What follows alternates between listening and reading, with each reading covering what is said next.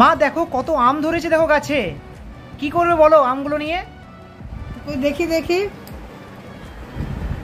হ্যাঁ রে, প্রচুর আম ধরে আছে। চল আজকে একটা আম পেড়ে আম মাখা খাই।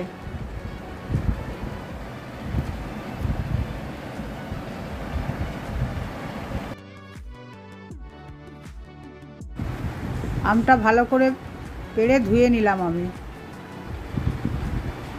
ধুয়ে এবারে শিলনোড়ায় থেতো করে নেব।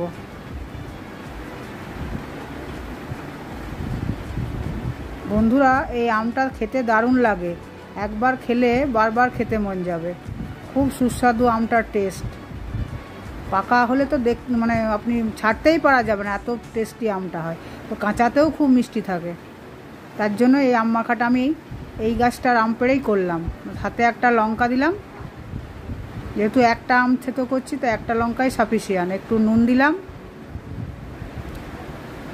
আর সাথে একটু চিনি দিলাম। এবার সব একসঙ্গে ভালো করে মিক্স করে নেব।